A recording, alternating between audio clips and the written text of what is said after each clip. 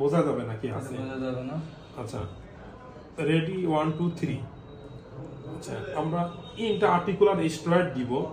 এটা হচ্ছে যে শোল্ডার জয়েন্ট, এটাকে বলা হয় যে গ্লেনয়েড ক্যাভিটি। হ্যাঁ, যে এটা এই লম্বা যে বোনসটা আছে সেটার নাম হিউমেরাস। আর এখানে যে পাতাল বোনসটা আছে এই পাতাল বোনসটের নাম হচ্ছে স্ক্যাপুলা। স্ক্যাপুলা এবং হিউমেরাসের ভিতর যে আর্টিকুলার জয়েন্ট থাকে সেটার নাম হচ্ছে গ্লেনয়েড ক্যাভিটি। তো এই ক্যাভিটি বরাবর আমরা দিব।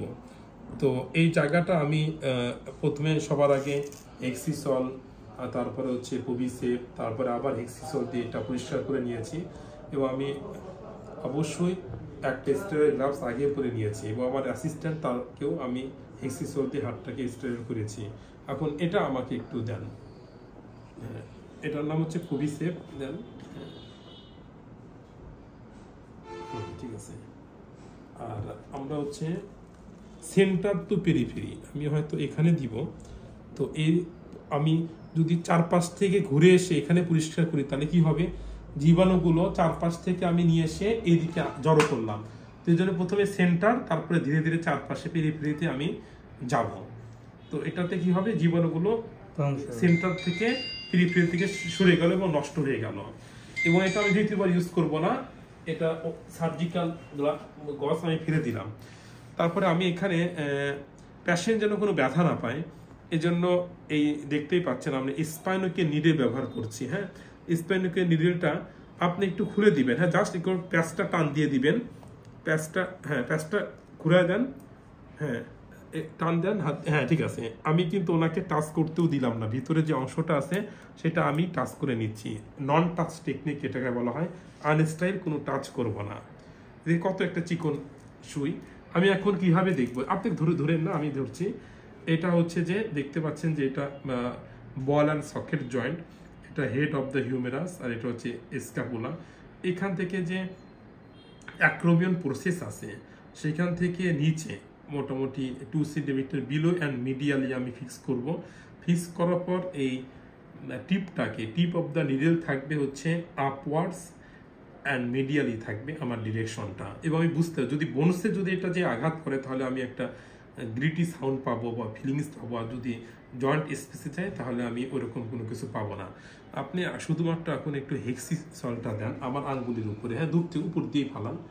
হ্যাঁ দেন, জোরে দেন, সমস্যা নেই, এটা তো কালার হবে না, ভয়ের কারণ নাই। দেন আরো দেন, আরো দেন, দেন দিতে থাকে।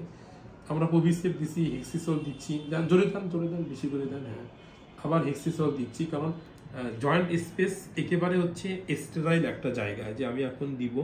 এবং এতে কোনো ব্যথা পাবে না। ব্যথা পাবে না এই কারণে যে নিডেলটা যেহেতু খুব চিকন, খুব চিকন হওয়ার কারণে কিন্তু বুঝতেও পারবে না যে আমি আসলে নিডেল দিয়ে এখানে মানে পুশ করতেছি। আমি নিডেলটাকে আপওয়ার্ডস, ব্যাকওয়ার্ডস অ্যান্ড মিডিয়াল ডিরেকশনে দিয়ে মোটামুটি আমি জয়েন্ট স্প্রে প্রবেশ করার চেষ্টা করতেছি।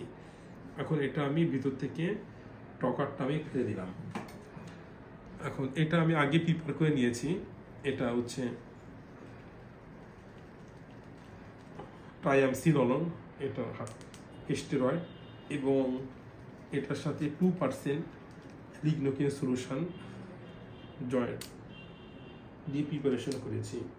আচ্ছা, এটা কেন দেওয়া হচ্ছে, এটা মানে কিভাবে কাজ করে? এটা হচ্ছে এক্সট্রা একটা অ্যান্টি ইনফ্লামেটরি মেডিকেশন। এটা যদি দেওয়া হয় তাহলে জয়েন্ট ইনফ্লামেশনটা হবে না, আর্থ্রাইটিসটা হবে না। হ্যাঁ, তো আর্থ্রাইটিস না হলে তো ওই জায়গাতে সোয়েলিং হবে না, ফুলে উঠবে না এবং পেশেন্ট অনেক আরাম পাবে।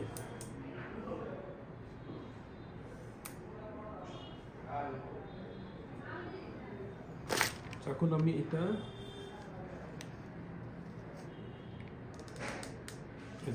তবে অবশ্যই আমি একটা এভাবে ব্যাক ফ্লো করে দেখব ব্লাড আসতেছে কিনা। ব্লাড আসলে আমি এটা কখনো দিব না, তাহলে বুঝতে হবে যে ভেইনে চলে গেছে। আমি এখন আস্তে আস্তে আস্তে আস্তে করে আমি প্রবেশ করতেছি এবং যে উনি কিন্তু কোনো ব্যথা পাচ্ছে না। ব্যথা না পাওয়ার কারণ এটা জয়েন্ট স্পেসে চলে যাচ্ছে। আর একটা কারণ যে আমি একেবারে সূক্ষ্ম ডেলিকেট নিডেল, যেটা দিয়ে লাম্বার স্পাইনে যেটা দিয়ে অ্যানাস্থেসিয়া দেওয়া হয়, তো এই নিডেলটা ব্যবহার করছি যাতে ব্যথা না পায়। আপনি কি ব্যথা পাচ্ছেন? হ্যাঁ, ব্যথা পাচ্ছে না। যদি ব্যথা পেত তাহলে ওনার কিন্তু ভঙ্গিতেই বোঝা যেত না ব্যথা পাচ্ছে। আমি এখন থেকে একটু করে ব্যাকওয়ার্ডসে টান দিচ্ছি এবং বাকিটুকু পুশ করতেছি, এবং পরের অংশে আমরা জাস্ট ফিক্সিশন সোপ গজ দিয়ে চিপে ধরে আমরা ওয়ান টাইম ব্যান্ডেজ দিয়ে দিব। আর ওনার এটা কেন আমি দিলাম, এটা হচ্ছে ফ্রোজেন শোল্ডার।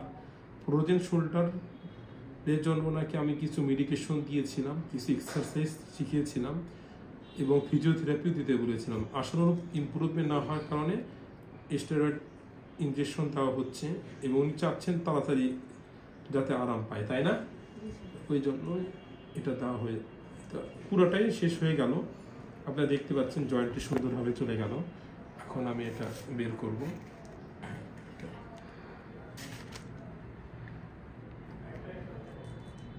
দেন, জোরে দিয়ে দেন।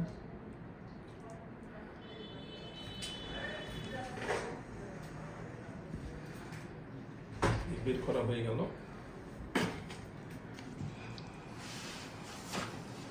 এই হাতটা একটু উঠান। হাতের এক্সারসাইজের এভাবে শিখাই দেবো, সার্কামডাকশনের মুভমেন্ট। আর এভাবে যদি আমরা মানে পেশেন্টকে যত্ন সহকারে অ্যানাটমিক্যাল পয়েন্টগুলো বিবেচনা করে ইনজেকশন দিই, তাহলে পেশেন্টও ব্যথা পাবে না এবং পেশেন্টও স্যাটিসফ্যাক্টরি ইমপ্রুভমেন্ট পাবে। তো আজকে লার্নিং বা লেসন ছিল এটাই যে কীভাবে বিনা কষ্টে ব্যথায় একজন পেশেন্টকে ইন্টারটিকো স্টেরয়েড দেওয়া যায়, এবং সেটা অবশ্যই অ্যাসেপটিক টেকনিকে, কোনো প্রকার যাতে জয়েন্টে ইনফেকশন না হয়। এই জন্য আমাদের দিতে হয়তো সময় লেগেছে মাত্র 1 মিনিট, কিন্তু এটার জন্য প্রিকশন, এটা আমরা যে অ্যাসেপটিক প্রিকশনগুলো গ্রহণ করেছি, গজ করেছি, এটা হচ্ছে হাতে যে গ্লাভস করেছি, সার্জিক্যাল গজ ব্যবহার করছি এবং ভালোভাবে যে ড্রেসিং করলাম, তো এগুলোই সেগুলোর পার্ট। তো সবাই ভালো থাকবেন। আশা করি আমরা পেশেন্টের প্রতি খুব আন্তরিকতার সাথে কাজ করব। আশা করি আপনি আরাম পাবেন ইনশাল্লাহ। হ্যাঁ, তো সকলকে ধন্যবাদ, আপনাদের অনেক ধন্যবাদ। আপনারা অনেক কষ্ট করলেন আমার সাথে।